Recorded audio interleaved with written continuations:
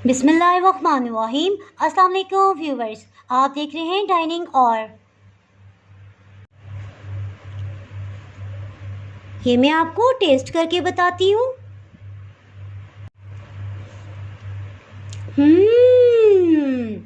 बहुत ही मज़ेदार।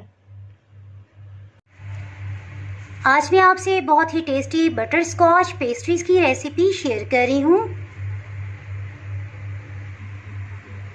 आप इसे ज़रूर ट्राई कीजिएगा, इंशाल्लाह आपसे भी परफेक्ट बनेंगी।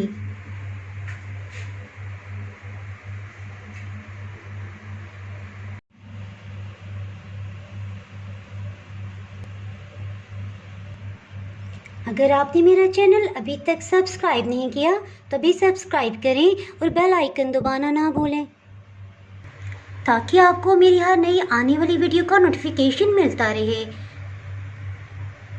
चलिए मैं आपसे शेयर करती हूँ कि ये मैंने पेस्ट्रीज़ किस तरह से बनाई हैं। इस रेसिपी को बनाने के लिए 3 अंडों को अलग अलग तोड़ के एक बाउल में डालेंगे।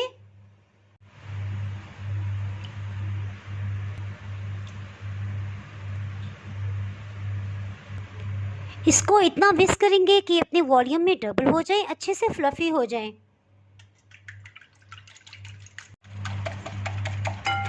तकरीबन 2 मिनट हो चुके हैं और ये आप देख सकते हैं कि वॉल्यूम में डबल हो गए हैं। इसके साथ ही इसमें चीनी को ग्राइंड कर लिया है, ये तकरीबन 9 खाने वाले चम्मच है, ये शामिल कर देंगे। बेकिंग के लिए जो टेबल स्पून मैं इस्तेमाल करती हूँ, यहाँ से यहाँ तक 1.8 इंचज़ या 2 इंचज़ का आप लेंगे तो इंशाल्लाह आपसे बेकिंग परफेक्ट होगी। कुकिंग ऑयल 12 खाने वाले चम्मच ये शामिल कर देंगे।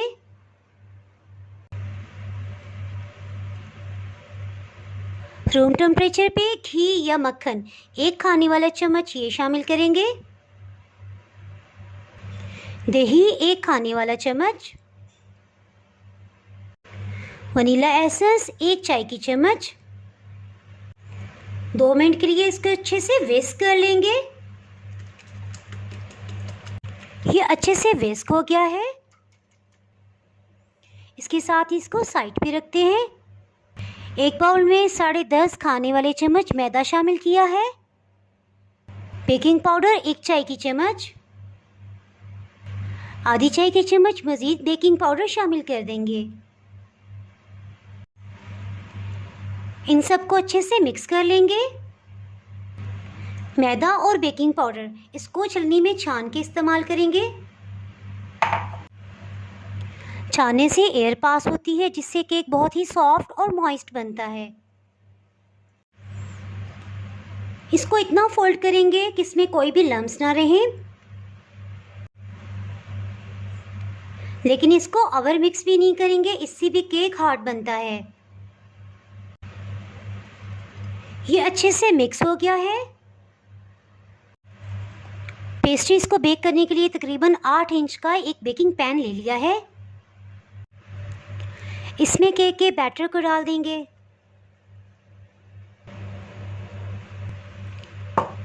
इसको टैप कर लेंगे।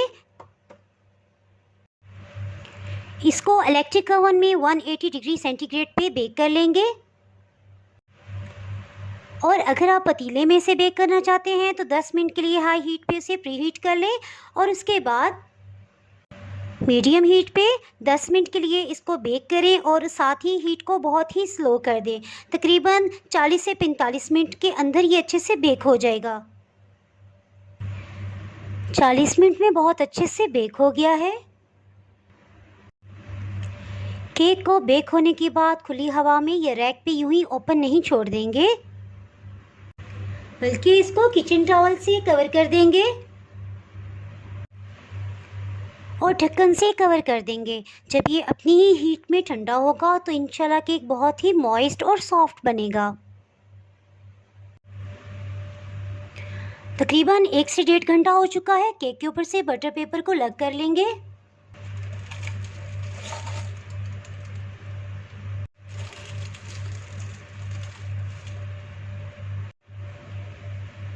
केक के स्लाइसिस कर लेंगे।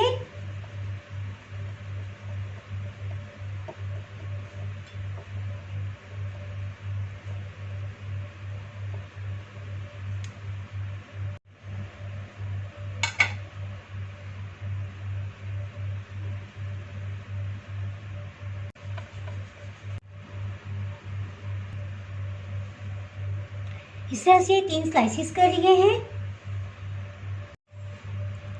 इसके साथ ही केक पॉट के ऊपर स्लाइस को रख देंगे। 1 कप दूध ले लिया, इसमें 1 खाने वाला चम्मच चीनी शामिल करेंगे और अच्छे से मिक्स कर लेंगे। केक को सोक करने के लिए इसको इस्तेमाल करेंगे। दूध को थोड़ी थोड़ी मिकदार में डालते जाएंगे, केक इसे जज्ब करता जाएगा। चारों तरफ इसको डाल देंगे।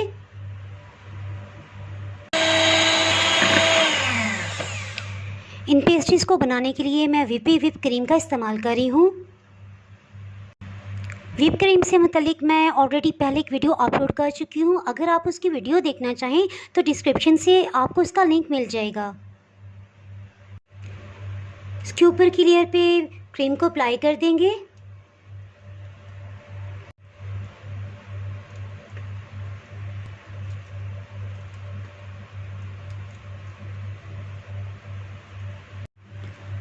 कॉकटेल फ्रूट या पाइनएप्पल के पीसेस जो भी आपके पास अवेलेबल हों घर में, आप इस पे लगा सकते हैं। कहीं कहीं बटर स्कॉच ये डाल देंगे, इससे फ्लेवर बहुत ही मज़ेदार हो जाएगा। ये होममेड है और अगर आपने इसकी वीडियो नहीं देखी तो इसका लिंक मैं डिस्क्रिप्शन में दे दूँगी, आप वहाँ से इसकी वीडियो देख सकते हैं। केक की दूसरी लेयर इसके ऊपर लगा देंगे। इसको ऊपर से थोड़ा सा प्रेस कर देंगे। इसके ऊपर की सतह को भी दूध से सोक कर लेंगे।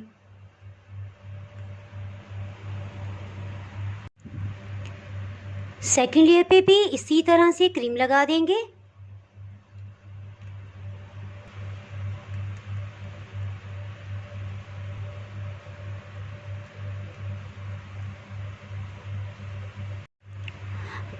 पाइनएप्पल के काफ़ी बड़े पीसीस से तो इसको छोटे पीसीस में मैं करके लगा रही हूँ।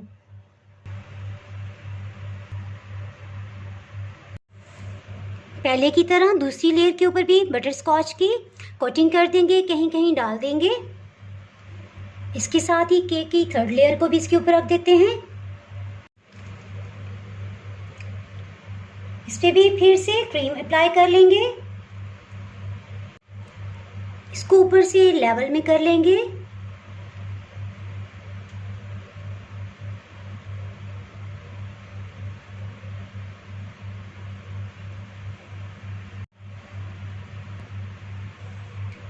इसको साइड से भी लेवल में कर लेंगे।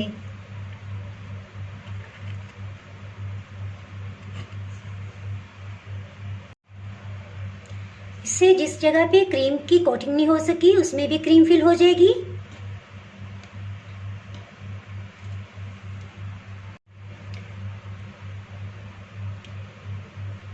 इसको थोड़ा लेवल में करेंगे।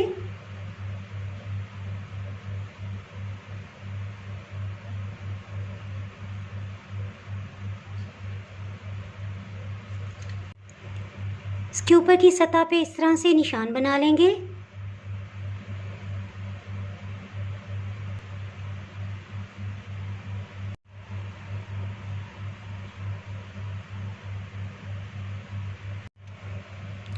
बटर स्कॉच को पाइपिंग बैग में फिल कर लेंगे।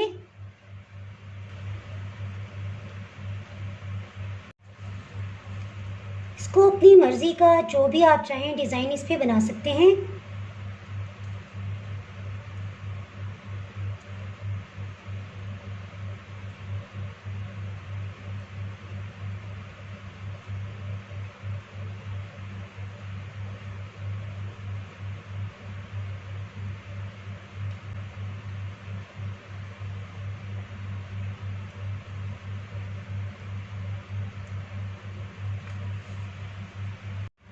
इसके ऊपर इस तरह से डिज़ाइन बना लेंगे।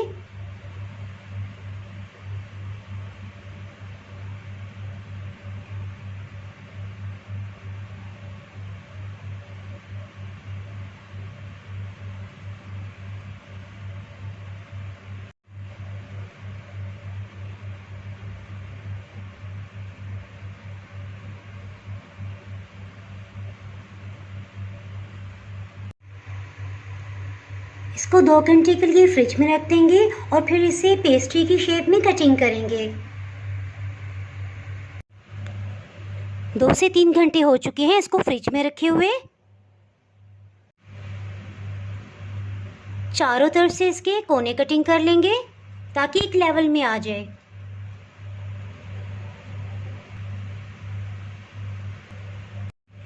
इसी तरह इस साइड से भी इसके किनारे कटिंग कर लेंगे।